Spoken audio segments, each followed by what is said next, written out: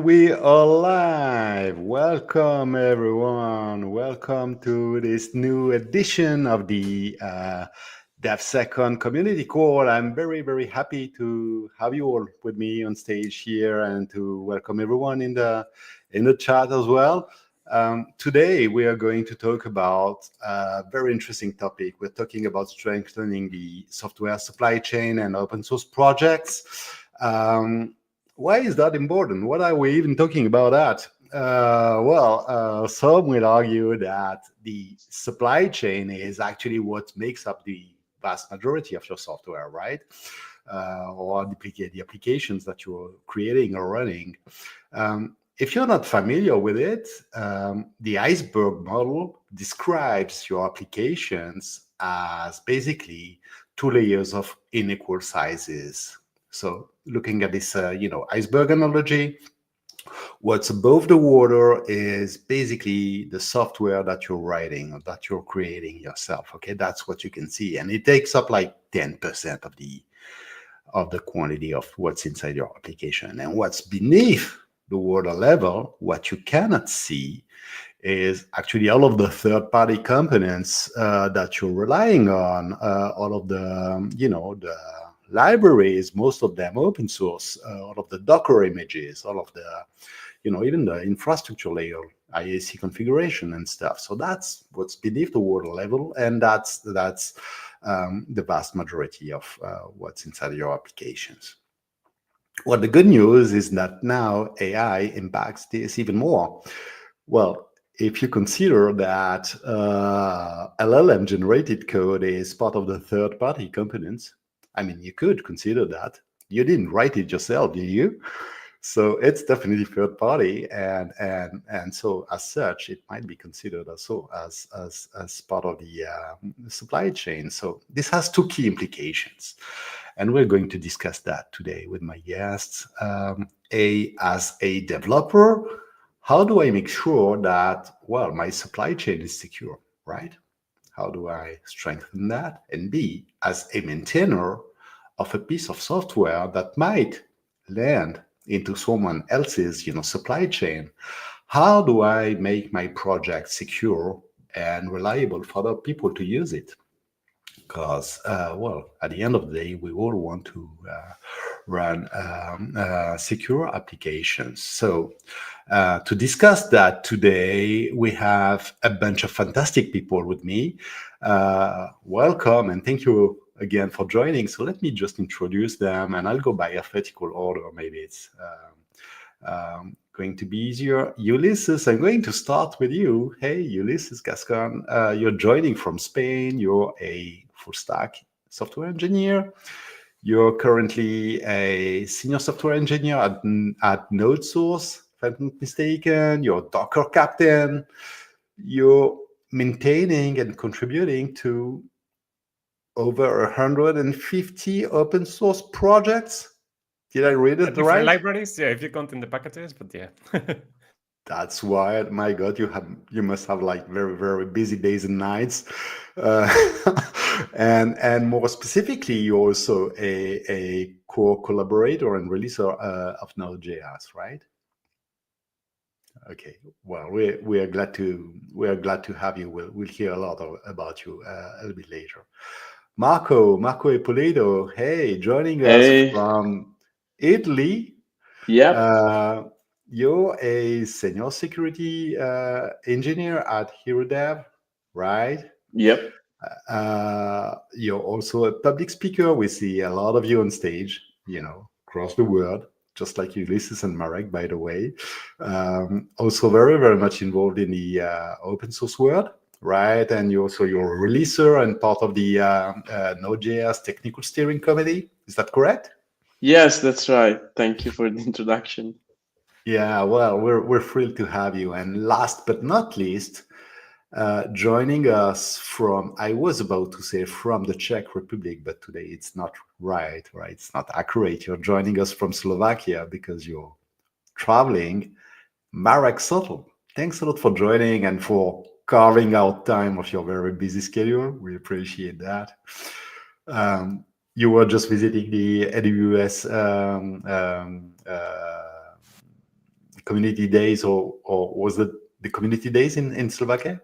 Exactly. It was AWS Community Day Slovakia. It was actually the first time that they ran it here, so that was like even the really special event. Yeah, that was. We're behind the scenes. We were just talking about how wild it was. So yeah, it must have been something good. Marek, you're a security engineer. You were a security engineer at many major companies across the world, right? Also a public speaker. You're the founder of Hacky Hub, if I pronounce it correctly. 100%.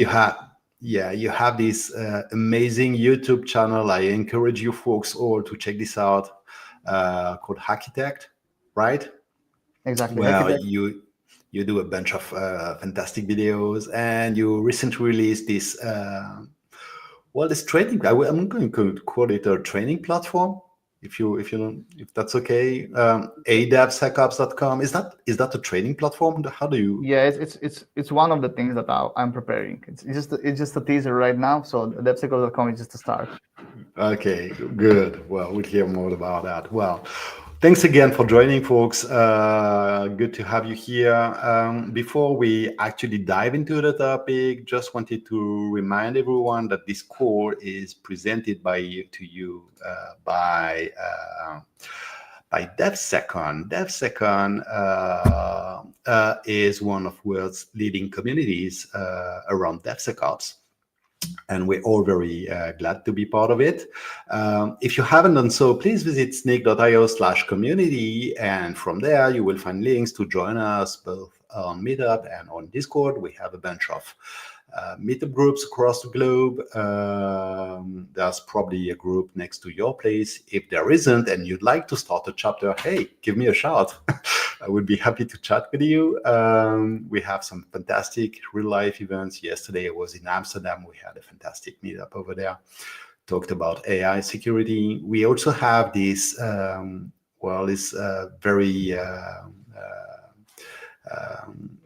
very active Discord server where people can hang out and chat, ask questions to the experts, etc. So feel free to join. We're glad to welcome you and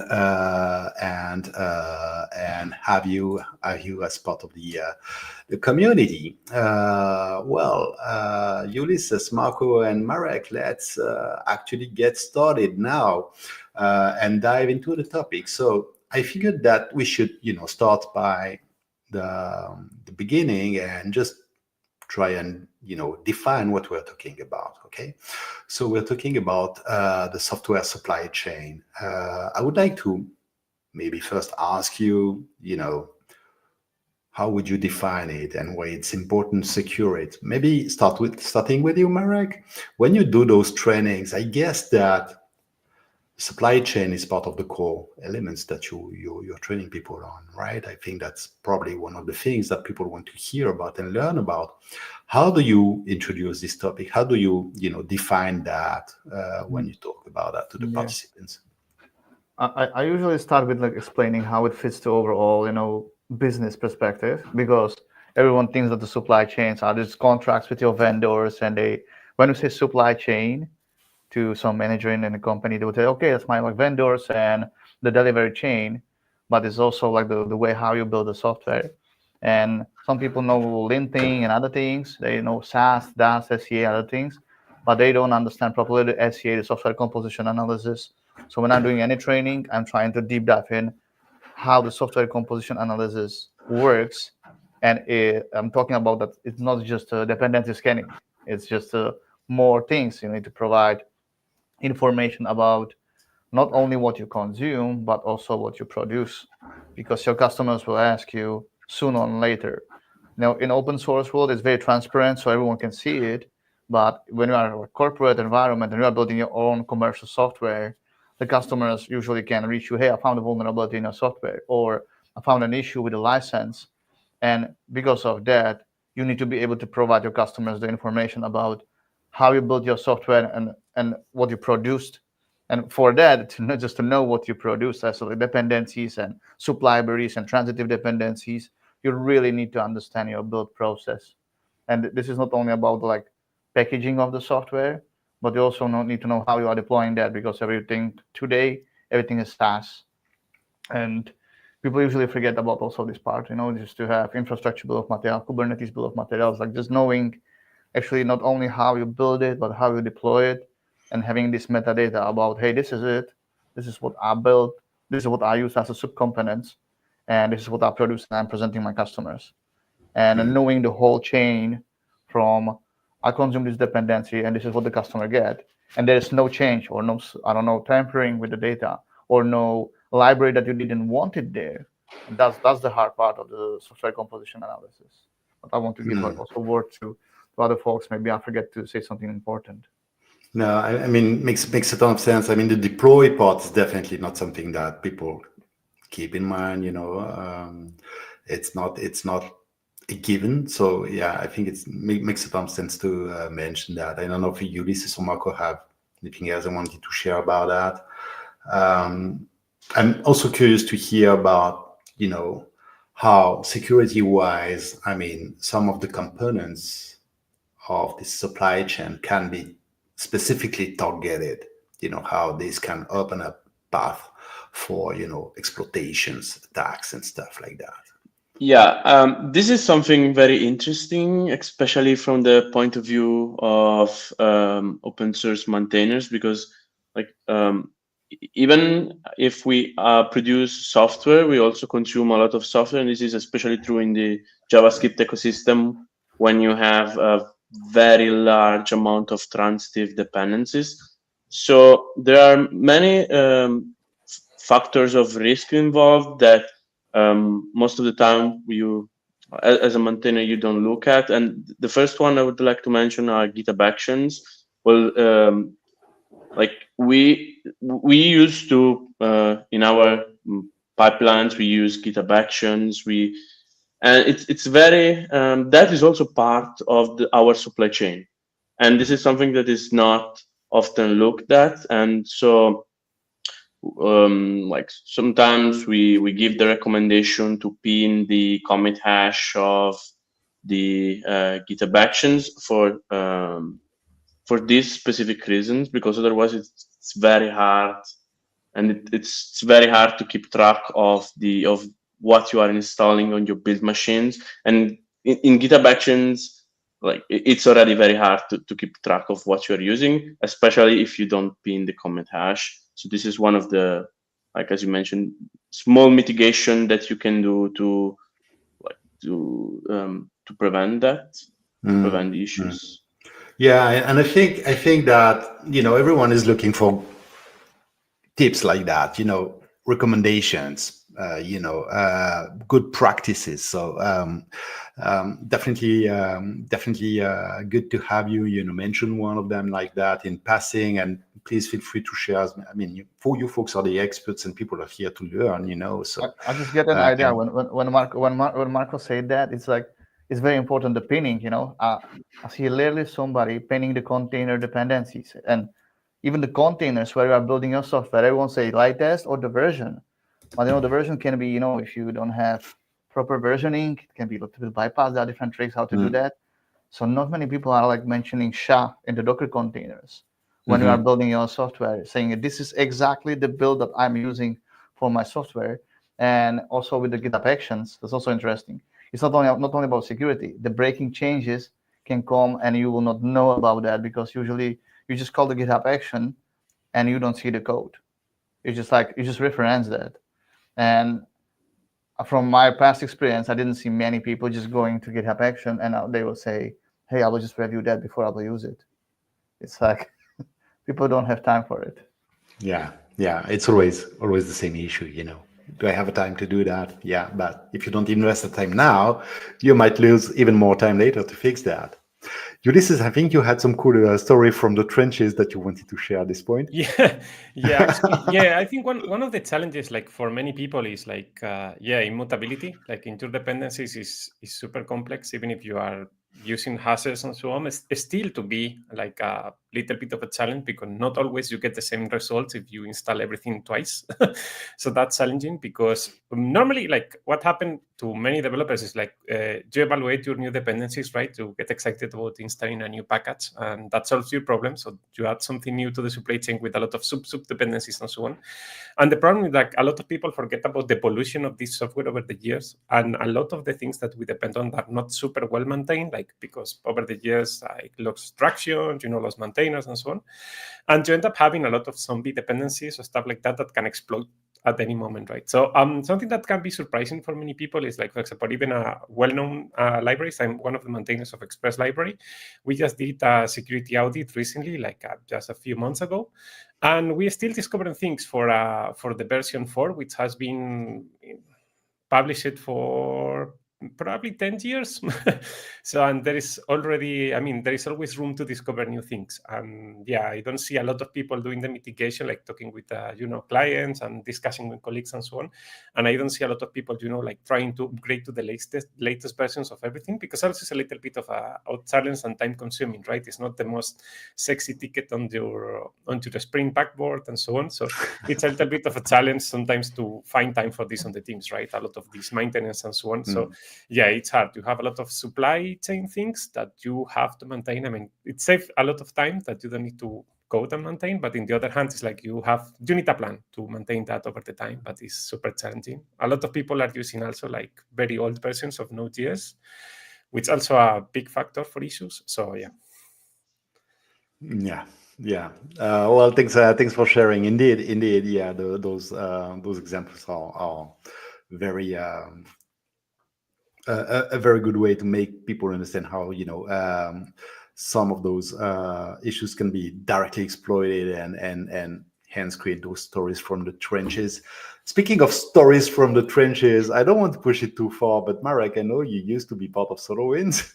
I was hoping that you will not, just take it out.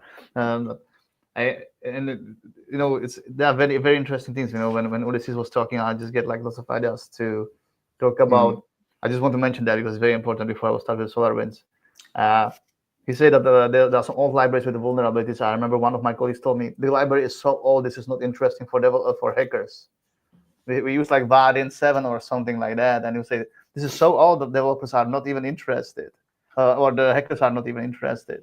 And he was correct. Nobody wanted to hack that because it was very old. But at SolarWinds, actually I was working there after the hack, and it was very interesting to see the movement in the company and the culture changes too. And there are things where you cannot just defend against that.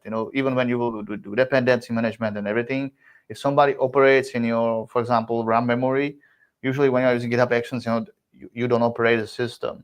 But when you operate a system and you have somebody who is able to execute the code in your CI/CD, and Ulysses already said that if you are able to provide the same hash all the time, you write a malware that can just give you all the time the correct hash and change your software in between, then it will be very hard for you to discover that. So you will need to do more than integrity checks. And the problem, and another problem that is very common, and we discovered that also when I was working in SolarWinds, that not always you get the hash of the content in some packaging systems. I don't want to mention the packaging systems and call somebody out, but some open source packaging system, they are using the hash of the name, not the hash of the content. And that's a known issue for some languages. And then you can just rename it to whenever you want, and then you have really hard time to to discover any issue. You can have malware and you will rename it, I don't know, Express.js whenever, and it can pass. I would say that not for JavaScript. The problems are in the different ecosystems, but that's a big problematic thing. And also open source is a little bit different than the corporate environment. When I will talk about SolarWinds, it's about how management wants to invest specific thing, what's the culture, how people really want to help each other. In open source community, it runs on people. It runs on people who really want to build something and are interested in engineering. In corporate environment, everything is driven by profit. But that's just a fact, and it's very different because you need to decide where you want to invest if you're a company. In open source, it's more like it's a hobby-driven thing. I don't know how to describe it in a different way. The motivation is very different, and then in the passion-driven is probably better than hobby. And that's passion-driven development is a really good name. But yes, and then the culture in the company, how people interact and how they actually own their own code. That's what I would say. It's very important. With open source, you are exposed as a person, and everyone see your code. If you work in the company, then your name is not attached to a specific piece of code. And that's also something to take into account. Yeah. Speaking about the culture, and it's a little bit of a, how could I say that? A wide step here, but you mentioned the word culture here. I'm definitely looking to, get the audience to get some, tips and tricks, actionable items, and if we wanted to list some of the do's and don'ts, and maybe on how to choose your third-party components, I guess culture matters as well. Like building the right security culture among your engineering team matters as well. You want folks to talk a little bit to that?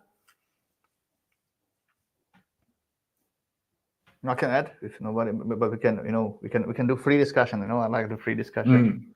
Yeah. What I really like is if you build your own third-party libraries and shared libraries in the companies. Sometimes it's better than using open source. Sometimes you need open source, but and it's related also to culture. What was the best thing that I saw like in the wild is that the company created security champion program, and the part of the security champion program was, let's use developers in what they actually are the best and build our own internal shared libraries that everyone different between the products can reuse. For example, you build your own cryptographic library for whenever your product is doing, using like strong cryptographic hashes, good and approved algorithms by security to make them happy. And at the same time, you will produce reusable artifacts, store them in your artifact storage, which is internal, it's maintained by you, and share it across the company. And I would say that that's a good thing to do. When you're asking about the culture and what to do, I would say let's create a shared components that you believe and store them in the artifact repository. I don't know, Nexus, JFrog, or whenever you are using, or GitLab artifacts, and reuse them in your company. Yeah, makes a lot of sense. Thanks for sharing. Okay, yeah, please go ahead. No, I just you can go ahead. Don't worry. Okay, let's move on to another part of the discussion here. While preparing, I was considering, SBOMs and talking about SBOMs because it's, kind of a sister topic. And I thought that we should definitely talk a little bit to that. I know there's a love-hate relationship to SBOMs, if I may be allowed to speak so, right, between developers, project leaders, etc. But yeah, and in my head, I was basically, defining that as SBOM. Is that a necessary evil? And when we discussed that you're preparing for this call, we had a bunch of controversial discussion. Do we need SBOMs? When do we not need SBOMs? When is that actually a problem? So let's try and entangle all of that, entangle the discussion. Maybe start with, define SBOMs, explain why it matters, why maybe from a compliance perspective, this is something that you have to go through, and then we can discuss a little bit more about, is this worth the hassle, meaning that when should you not use that? So let's start with the beginning, what's an SBOM and why do you need that? Does anyone want to have a go? I can go. So yeah. This is something very important because I've been working in the past to generate an SBOM for Node.js. So an SBOM, it stands for Software Bill of Materials. So we know it's actually an attestation, a list of all the software that you are currently using in your. There are different kinds of BOM files, but in general, all the ones that you use, for example, in your software, or all the cryptographic functions that you use, it's a way to have on paper, to know on paper what software you're using, or like what aspect of your software is being used. So this is very important, like for many reasons. And the reason why SBOM is so controversial is because there are different reasons why you should want an SBOM, and you can build a different SBOM with different finalities. For example, if you are a software, you are an open source maintainer, maybe you just want to know what, like you don't want to be very detailed in your SBOM. You want to know, like generally speaking, what you have in your dependency tree, and that's it. You want to know for like internal use. But if you are a company and you are consuming some third-party software, maybe you want to know specifically what's inside that software. Or if you are, for example, academia, and you're doing a lot of security research, for example, on a big open source project, the way you build your SBOM and the kind of depth of your SBOM is very different. So there is this kind of misconception that SBOM is good or is bad, but like it really depends on what you're trying to achieve with the SBOM. And this is one of the hardest. Like we had a lot of controversy when we tried to do the one for Node.js, because people said no, it's useless, no, it's good, and then we escalated with the OpenJS Foundation, and like that's how we came up with a general guideline for open source maintainers on what to do with SBOM. So I will leave this to Ulysses, because it was like involved with it, but. Go ahead. I know you had very strong opinions on when not to use SBOM. When not to use it, actually, it's very. I mean, I love the idea of the SBOM, like on the idea of having like a testification of what's going on, like having some traceability of the software you're built in and what is included inside of that magic box is very important, especially if you are, for example, not doing open source and you just have, like, for example, I don't know, like an alternative Slack client or whatever. And that's the software you build. If you can provide this SBOM to others, it's easy to understand what is kind of included there without, open the code to everybody. So that's a good step. It's true that it's very flexible. So it's also, this might affect a lot on how to do that. It's an additional work for the maintainers, for example, to implement SBOM. It's not something like easily out of the box. So that's added some effort from a lot of volunteers. So that's challenging. And also one of the challenges that we see, especially in the JavaScript ecosystem, is like not always you get the same SBOM results depending on how you are building the libraries. So for example, in Express, we don't ship the log files together with the Express version, because that way the people can do the patching faster, right? It's more easy for us, and they don't have to wait for, us doing a release to get security fixes and so on. But in the other hand, it's like when you build, when you install the dependency, it might change from one day to another. And that's a little bit tricky, right?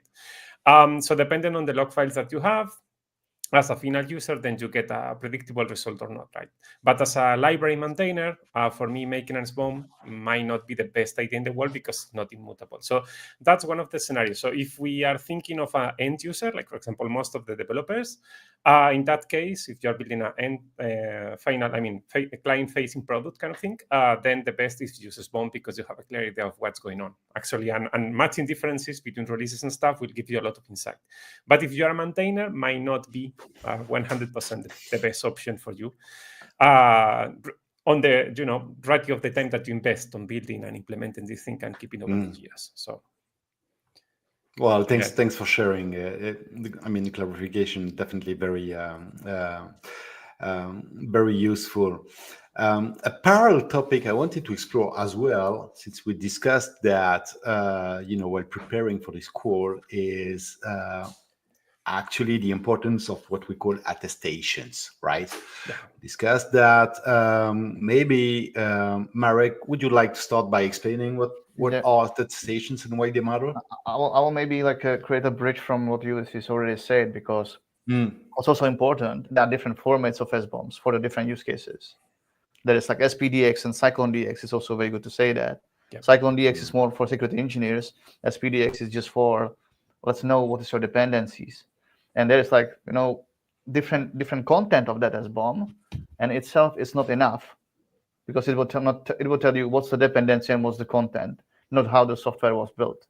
And for that, there's an attestation, like in total from Google. That's something that I really want to stress enough, because it will tell you in the signed way. So it will tell you how your software was built, what were the steps of build of the software, and what's the commit that it came from. It's very important.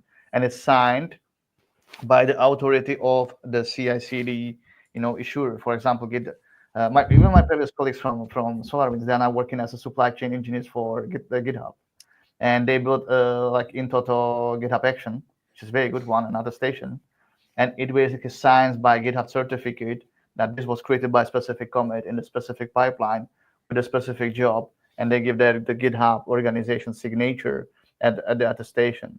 So if we will talk about the in total itself, it's like an envelope for saying this piece of software was built from this commit in this CI/CD, and then the signature itself to verify. Somebody will just put the stamp on it, and this is something that you must combine with the SBOMs, because it will tell you the whole picture. It will not tell you only what it contains, but how it was built. And I think that we are just at the beginning how to do that. Me and my team, I don't want to do any sales pitch, but we are working on a new protocol which will do observability on CI/CD. We call it descriptors of CI/CD, that will be basically telling us the whole process, how it was built, and doing some hashes of the jobs itself.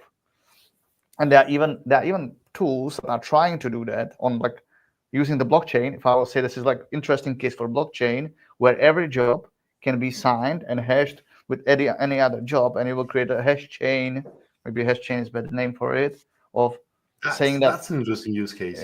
Basically you will have signatures or hashes of every run, and if you will run the same software, in ideal case, but it will not happen all the time, in ideal case you should have the same result. And if you have different result, that means that something is strange in your CI/CD.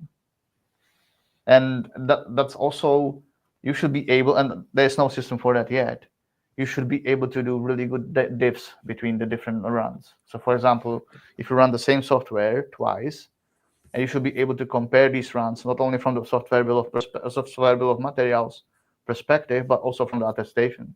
And if you will have observability system that will tell you in these two jobs, I run the same checks, same SBOMs, same attestations, but the diff is different, that will be strange. And you will be able to see, hey, something is going wrong. But that we are really far away from this. Tecton Chains is trying to do that, like a Kubernetes CI/CD. They have features for it. But I would say this is an incubator project. That's what I would say. Well, it's very promising. Definitely very promising. I mean, I love this use case of the blockchain. I wanted to give this suggestion to our listeners, and when evaluating for an NPM package, there is the possibility now to look on the NPM page to look for specific attestation.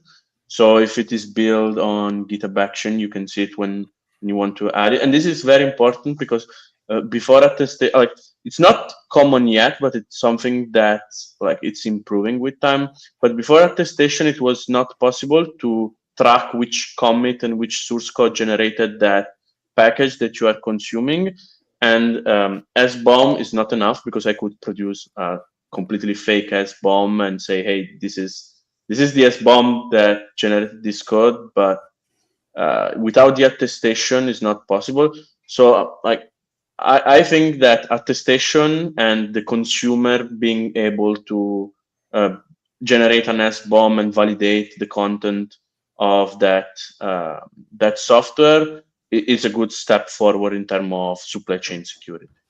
Yeah, Definitely. I also think that we are in a very early stage of all of these. I mean, this is the next step for me, next phase. And aside of SBOM is let's go with this. And I think one of the biggest challenges, for example, if you have a look on how NPM works, and I think Marco was covering this, is reproducibility. For example, if you download Express, for example, and you try to reproduce exactly the same thing that you are getting when you're doing the NPM install from the Node.js source, you might get exactly the same thing, but not in all the libraries, and not even in the most popular one, because the steps to build them is a little bit complex. So for the end user, at the end, one of the biggest challenges, for example, if you're processed to audit a new dependency that I add to my project is like I go to the GitHub page of the project and I go to check for the tags or releases, and I go one by one reviewing the lines of codes and everything, and it looks good to me. It might not be the same thing that you install, right? So that's a little bit challenging. I remember that years ago we published a blog post about it in a SNIT, actually, that we use these differences between what you can see in GitHub and when you publish on NPM, and we introduce a backdoor. So basically that can happen because you don't know what you get. If you start to get this attestation, you at least know what is the process, so you can really validate. But this only works on GitHub Actions. And a lot of maintainers, for example, today, are not willing to do this step because that means that they need to refuse to the second factor authentication when you do the publication of the packages. So that's a little bit tricky. A lot of people prefer to have that step manually, so they publish from their own computers rather than doing that from the CI. So there is like a bunch of discussions going from maintainers of popular libraries on this. But yeah, I mean, it's the beginning of this new era. But yeah, I hope that one day we can understand what we install and build from source, right? Well, we need the same thing twice. We'll need to schedule the same call in 1 year's time and check on the progress. Ulysses just gave me an idea for a product. Actually, actually, I was thinking about how to verify the software, and because the attestations can be verified, and I think the next step will be like, I have software that I tested, and I will check on the production if the attestation is correct or not. Because now you can check the signature of the containers. And you have Kyverno or similar open source tool that will tell you, hey, the container is not signed by you, so buzz off and don't deploy it. Similar way, you can have a product that will verify the attestation and say, okay, this is built correctly, so let's deploy it. There's no problem. Yeah. And what we are circling around, and I think that one of my customers is on C++, because we're talking lots about JavaScript, but C++ or Java or other every SBOM generation is dependent on the packaging system a lot. So they look on the way how the software is packaged and the metadata itself, on the requirements files, on the log files. And if you do not follow specific practice and build your software a different way, you have very hard time to build SBOMs for it or any attestations. Attestations easier, but SBOMs not. Especially for C++, all packaging systems, and then you have a little bit different problems. That's a big challenge. Actually, in Node, we have a similar challenge as well. Like, for example, we distribute the binaries. I mean, most of the people somehow install Node on their machine, right? So basically, that has to came from somewhere. And normally, most of the people do this hash validation, right? So you just use this command to check like what I download is having this SHA exactly, right? So you know that there's no manipulation on the network. But the question is like, there was a manipulation on the binary itself. I mean, you are getting no pollution on the distribution, but maybe on the construction of the binary, right? So in our case, for example, as releases, we attach a PTP sign to that binary. So we basically say like, look, this is the hash, I do the validation, I build it on my own, and I sign this to ensure that you can double check, right, against my PTP signatures, individual signature in our case. And that's a way of doing, but yeah, other projects has a different way of doing. I mean, there's not like a universal solution. This is like a very common from the old days of doing these kind of things for distributions. But yeah, it's basically the same problem from years. Then imagine like commercial software for that, because you can use PGP in the open source, but imagine doing for, I don't know, some US government folks software and produce it for them. They will tell you, if it is not signed by HSM that's produced somewhere, I will not do that. Then running an HSM, especially for example, Thales Luna is my favorite one because it's one of the most used one. It will cost you a fortune. Oh my God, it will cost you a fortune to sign the software, and even the process of doing that. Yeah. We are going very, very far away from the original.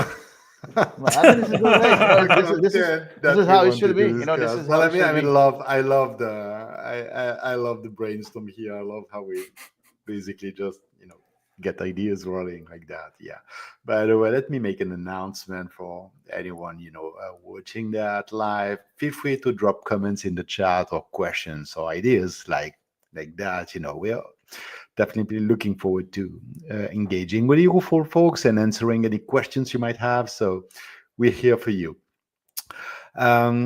Let's move on to another part, and I want to give a thought for the the open source maintainers that are watching us as well. Let's say that, Marek, you decide to build your product, and you decide to build that as an open source project because you're such a cool guy.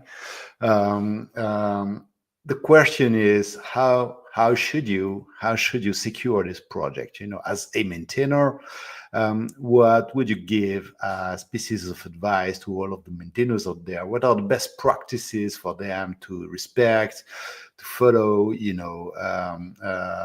they want to make sure that they are providing a solid piece of software, something that's reliable, that people can use on a daily basis. And at this point of time, and before you folks get started, let me make, please, a shameless plug and a little bit of advertisement here. I want to show this URL here. Definitely not like a short one, sorry about that, but that's where you folks, maintainers, will be able to apply for a free Snyk license to use on your open source projects. Snyk is supporting open source, and we definitely want to make sure that maintainers have the ability to use the product in its full content, the platform in its full extent, to secure the project. So if you have a project that you want to secure, please head to this address, visit that. There's a form that you can fill in, and then we'll make sure to get back to you with some answers or maybe additional questions, but definitely have you use the product. Okay, let's get back to our topic here. We have questions from Kumaresh on the chat. Before we move on, let me show it here. Did you manage to do graphing and analytics on all of the SBOMs in an organization put together to find org level actionable? Does anyone want to take this one? Maybe representing an SBOM as a graph is definitely an interesting topic. Is this something that has been done before? I will do shameless plug for what we did in Tricentis. And I'm that's shameless plug time. Yeah, but we already said so many companies and so many products that we can say that building sales channel. But what I want to say, we stored an S3 bucket, SBOMs in S3 bucket, and then you can build AWS Athena data queries on that. So you can use an ETL to basically extract the data from SBOMs and then query the data. So that's something that I was working on, and that was the best way how to do that. I didn't represent it in the graph, but I represented that with AWS Glue in the metadata database, which I was able to query. When you're able to query these metadata, you are able to do any graphical representation with any graphs or whenever you want with that. So I did like steps before. So with an ETL, we created the tables with the data, and then we queried the data and then displayed that. Also, when I'm talking about the open source, there's really good tool for SBOM management.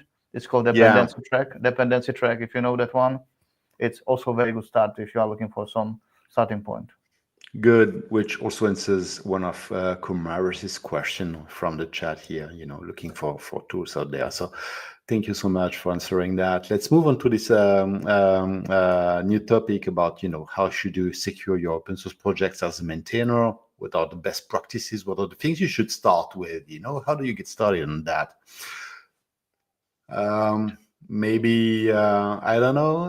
Anyone? Ulysses or Marco, would you like to get it? I can go. So one important thing for me is to automate whatever can be automated in terms of remove all the manual tasks, because if as a maintainer, you usually have very little time, and all the manual steps are probably going to be skipped. You're not getting paid to do this.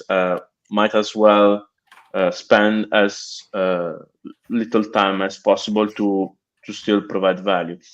So what I suggest is to use tools like Dependabot that help you to bump your dependencies. GitHub, there is CodeQL that allows you to do static analysis. There are also tools like Snyk, a lot of tools that integrate with GitHub that give you an insight of whenever you do a dependency update. And the fact that you do, for example, dependency update on a separate PR is very good because you can isolate the changes done by a certain dependencies. So I would say, first of all, automate, pin your dependencies, especially GitHub Actions, because CI/CD is one of the vectors where open source projects are attacked more often. Yeah, I think these are the basics, and choose. That's great.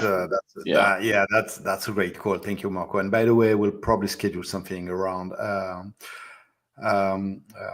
about automations and CI/CD in the coming sessions, because a lot of people want to hear more about that. How to build reliable automations and make sure that you have a solid CI/CD. I know you wanted to talk about threat modeling as well, Ulysses, at this point. Yeah, I think that's also important. They are very, very, very related to this, actually. Yeah, security can be like security is like a huge topic. I will say, like, also side of tooling. You might, for example, in a startup, if you are not very sure about your security, you might also want to do a security audit by external party when you hit a specific milestone, like a big release or something like that, or when you go to Series A or stuff like that, depends on the life cycle of the startup. Aside of that, threat modeling, I think that's one of the things that a lot of developers are not aware of. And I love to see this very similar to the way that we have the relationship with the cloud providers, that we have this shared model responsibility where if depends on how you host your applications, the provider is responsible for example, physical security, network, and so on, patching operating system, and so on, or it's up to you, right? And the people are more or less clear on this. And I think the same goes for the libraries. I mean, there's like a lot of expectations for many people on what, for example, in the case of Express, we do for you. So, for example, it's very common to see people that that are thinking that Express do, for example, validation of the inputs for you and stuff like that, and we actually don't do that at all, right? So, threat modeling basically is like a statement that the maintainers build as part sometimes of the security MD file or a different file. But basically the idea is to say as a maintainer what we consider trustfully and not trustfully, and what we consider a bug or not a bug, security bug for us, right? And this is a good understanding because you will understand more or less like what is expected for you as a developer to do. And in most of the cases, it's expected from you to do a lot of work, like prevent prototype pollution, doing the user validation. If you read any kind of file, URL, so on, you have to do something about that. I mean, there's a lot of things, but if you need a confirmation for that, that file will help you a lot. And I hope that in the future, most maintainers will adopt this idea because also simplifies a lot the triage process when you get a lot of security advisory requests and stuff like that. Yeah, no, makes a lot of sense. Thanks for sharing, Ulysses. I love threat modeling. It's definitely a great way of raising awareness. A, raising awareness. B, teaching stuff, because that's where you can explain, how a weak point can be exploited. And C, obviously, it's important on the security level. And Marek, obviously, I know you want to chip in here, so please go ahead. No, I don't want to chip in here, but I actually, when we talk about the threat modeling, that was when I was doing trainings, I realized that I maybe should forget about the defensive coding, and I should talk about system design first. It helps you with the system design, like system design, how you will do that. And when Marco and Ulysses talk about that, there are tools that can take your software, even when it is done, and based on the attestation and comments, it can generate a threat model as a preliminary threat model for you to tell you how your components interact. And there's something by PyTM and ThreatSpec and other tools that are open source, and based on the annotation of your code, it can tell you, hey, you have these classes and they interact in this way. Maybe you should think about that. So I think that even these things can be automated, and it can be even fun because there are different games for threat modeling, like Microsoft Elevation of Privilege or ML. What was the elevation of MLSec or something like that for MLOps? So many like good things that can be automated.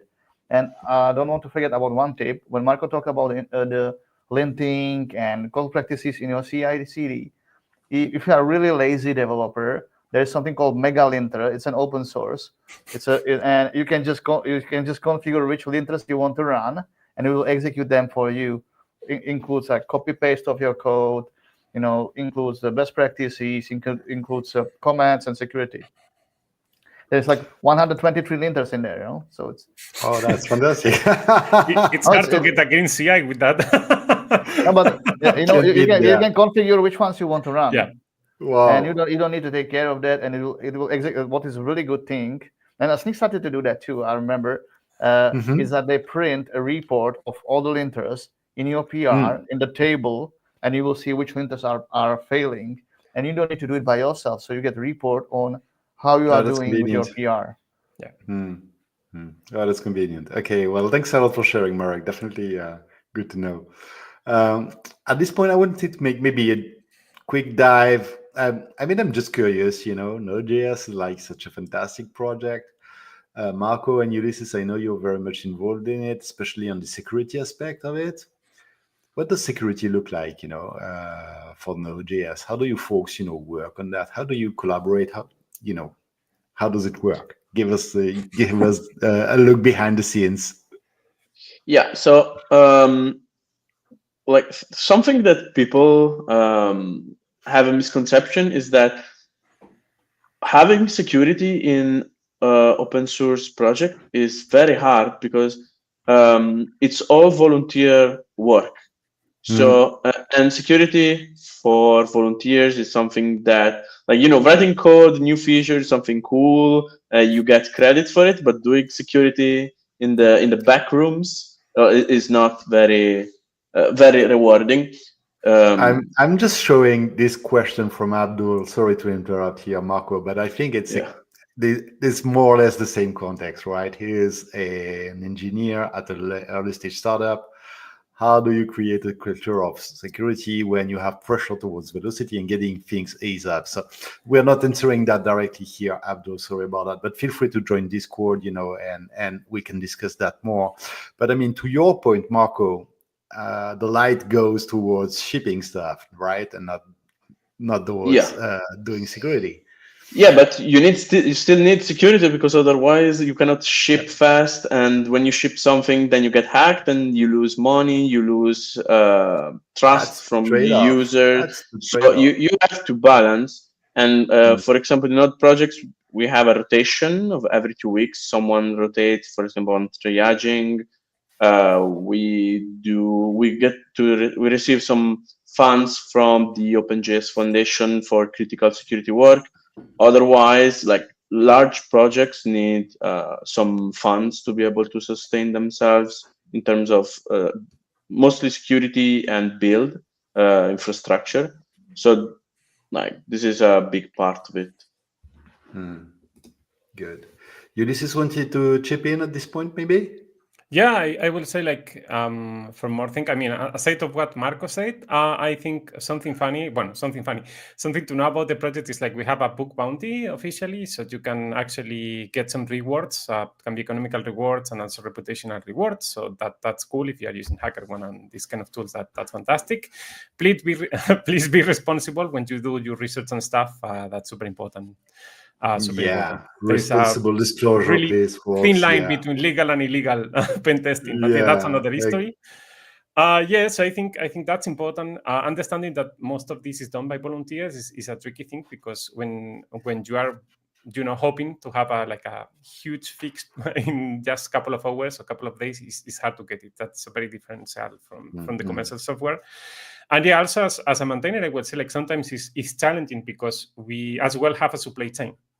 And sometimes the problems you inherit from the supply chain. So, like, building a very good community around your project and having, like, a good relationship with projects that you depend on, like, for example, in our case is V8 or OpenSSL and so on.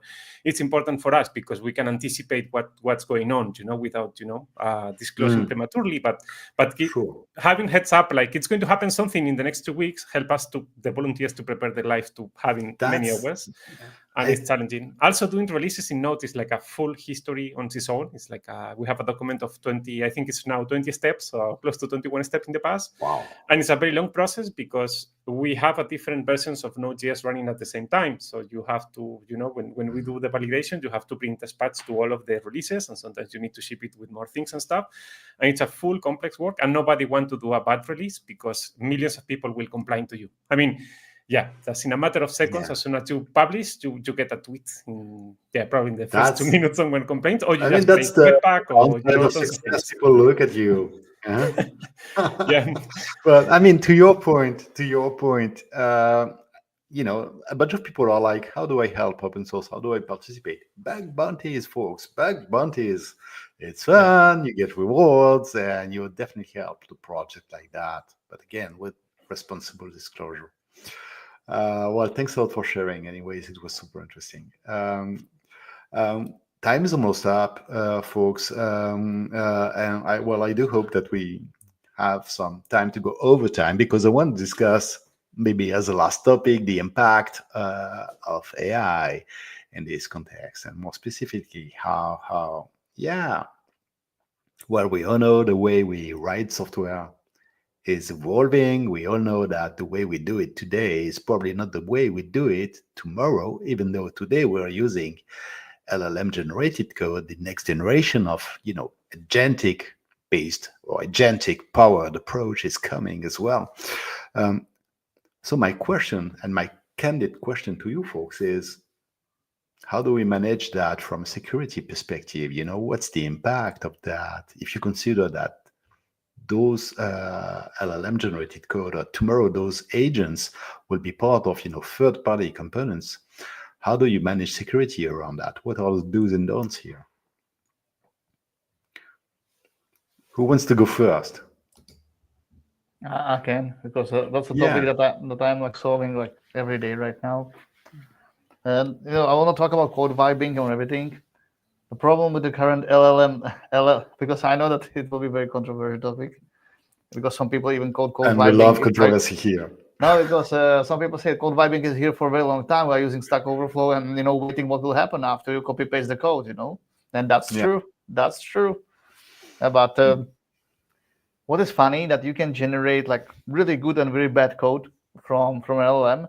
If you know what you want and you describe it with like a developer, it can help you with algorithmization of something that you will write for a long time. It's like an advanced writer. The problem with that is it is trained on all data, so it can give you like old libraries that can have vulnerabilities, or it can give you methods that they do not exist. So you need to be able to verify that. And what is funny, AI can review itself. So you can write in a security scanner. I didn't want to say that because it will like check marks will go broke and Sneak will go broke, and that will not happen, no worries. But you can write like SAST tool for just do the security review for me and print that in JSON or something like that. And you can do it with Copilot. You can do that with an LLM. So if it generates the code, everyone goes YOLO and copy paste that. What you can do as a good practice is, can you just review the code from the security perspective for me and do some improvements? Then you can get better results here. No, that's definitely interesting. And obviously we've been running tests on that as well, at Snake, and getting some good results. So definitely something that we have to keep in mind, and why not leverage on day-to-day basis.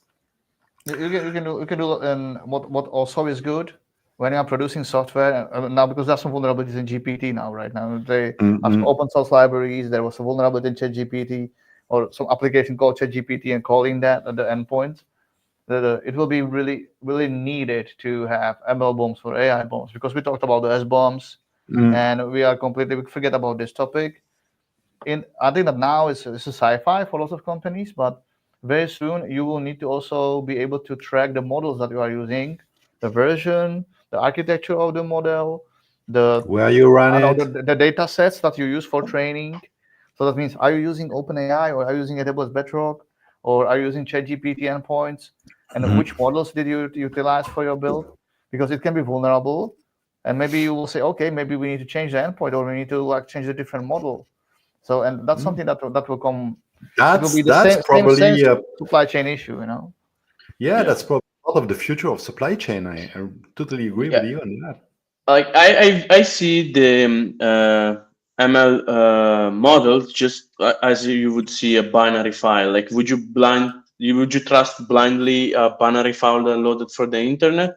I don't know. You want guarantees to know how that was built, what's inside it, because otherwise the output could be misleading. It could contain could purposefully try to provide malicious code, etc. So I think this is something. Well, I don't think we are ready yet, but this is something that we will have to deal with in the future. With how was this model trained, and is it safe to use?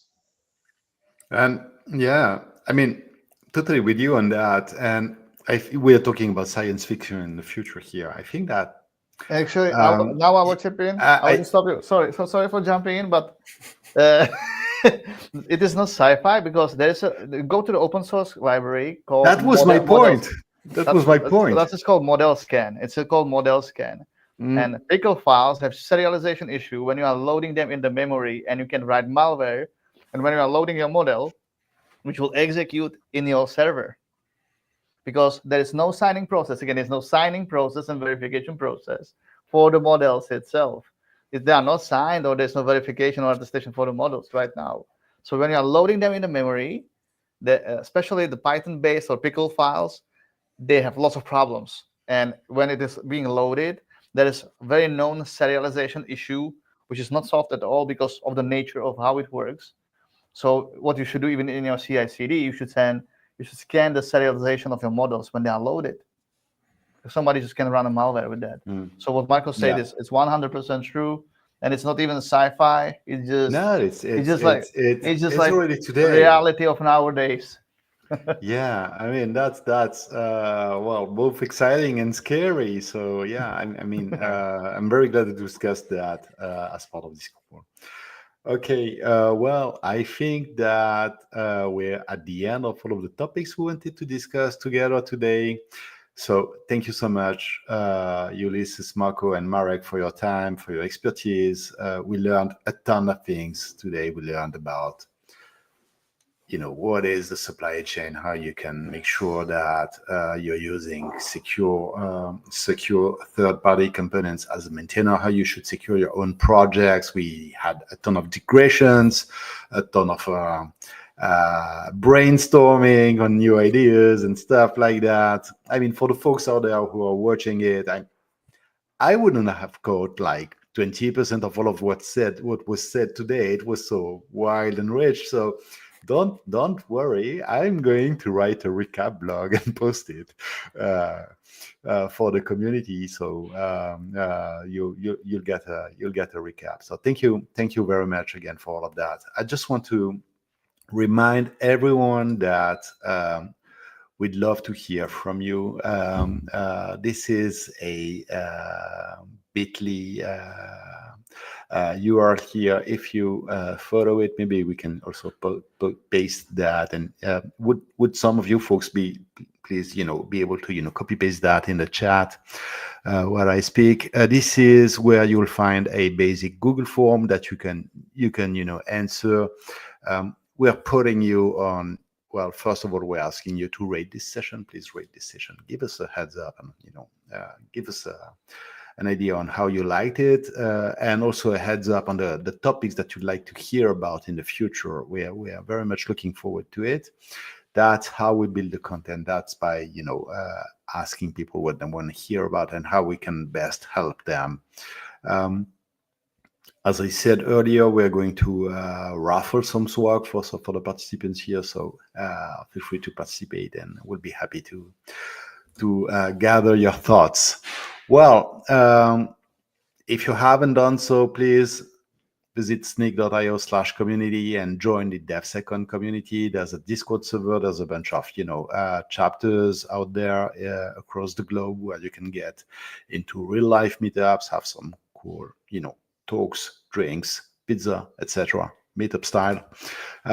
Maybe we'll meet in real life. But anyways, this was great. I loved our discussion today. Thanks again for sharing all of that, Ulysses, Marco, and Marek. Really appreciate that. And yeah, looking forward for the next one. Have a good day. Bye. Thank you. Bye-bye. Bye-bye.